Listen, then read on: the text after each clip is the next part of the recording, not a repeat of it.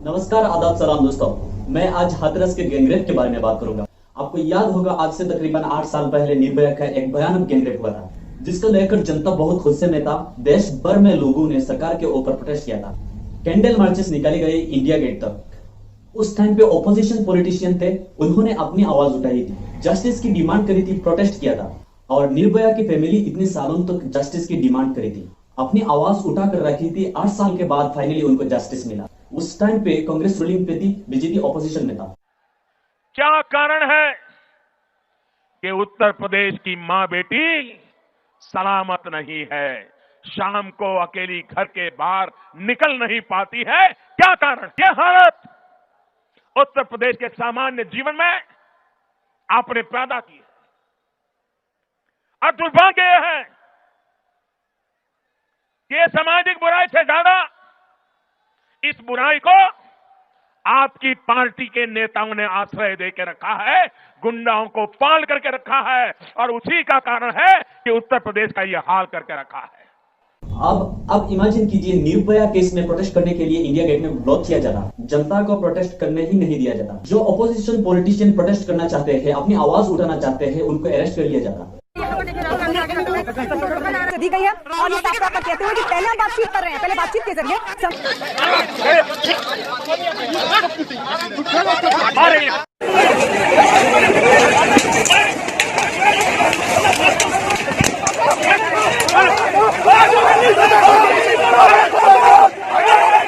इतना ही नहीं, निर्भया केस में निर्भया बॉडी को जल्दी से जल्दी ठिकाना बना दिया जाता, बॉडी को जला दिया जाता, ताकि कोई पोस्टमार्टम रिपोर्ट के लिए पूछे, कोई सवाल उठा ना सके। ये क्या चल रहा है, इतना बस बता दीजिए सर, बस इतना सब मुझे बता दीजिए। मैं क्राइम ब्रांच में हूं। कुछ और चल रहा है, ये जल क्या रहा है ये तो बता दीजिए हमको। बॉडी है, पूरे एरिया को सील किया जाता, मीडिया को एंट्री नहीं किया जाता। मीडिया एंट्री ना करने के लिए बाहर पुलिस लगा दिया जाता।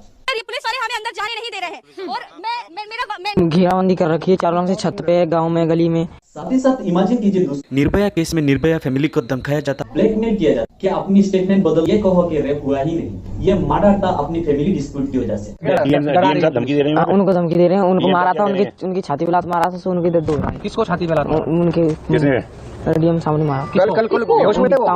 अब आपकी क्या, आपको बार-बार बयान बदलना नहीं बदलना है, अभी बदलना है। फिर सरकारी पूरे सिस्टम जबरदस्ती ये प्रूव करने लग जाती कि रेप ये फर्जी खबर थी।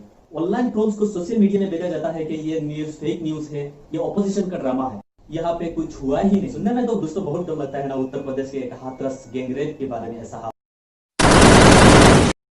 14 सितंबर की बात है, 19 साल की लड़की अपनी माँ के साथ कैद में गया था।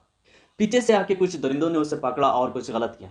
पुलिस उस बात को छुपाने के लिए बहुत कोशिश किया, हालांकि उनकी मां ने एक कॉन्ट्रडिक्टरी स्टेटमेंट दे दिया। आप खुद ही देख लीजिए। पूरा बाजार टूटा पड़ा था, मैं चली गई, अब देखते मेरी लड़की का बुरा हाल, बेहोश पड़ी थी, पूरे कपड़े उतरे पड़े थे मेरी लड़की।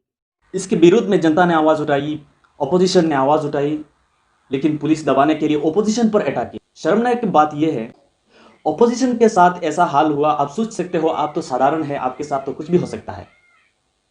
मैंने पहले कंपेयर किया था निर्भया केस के साथ। उस टाइम पे ऑपोजिशन बीजेपी था, लेकिन आज ऑपोजिशन कांग्रेस है, और उसके साथ क्या हाल हो रहा है। हाथरस केस के बाद उसके डीएम ने, डिस्ट्रिक्ट मैनेजर ने जाके उस फैमिली के साथ मीट किया। कहते हैं कि आप उस स्टेटमेंट को बदल लो। आज आधा मीडिया आपके साथ है, कल सारा मीडिया चले जाएंगे। आप खुद ही उस बात को सुन लीजिए। आप अपनी विश्वसनीयता खत्म मत करिए। तो मीडिया वाले मैं आपको बता दूं, आज अभी आधे चले गए, कल सुबह तक आधे और निकल जाएंगे, 2-4 बजेंगे कल रात, तो हम ही आपके साथ खड़े हैं। अब आपकी इच्छा, आपको बार-बार बयान बदलना नहीं बदलना है।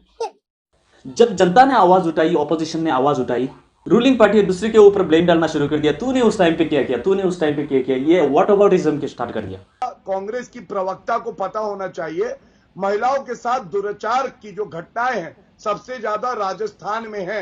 रिपोर्ट देखिए। अरे अकीद पे मत बोलिए, बौखलाइए मत, बौखलाइए मत, बौखलाइए मत, अपनी बारी में बोलिए प्लीज।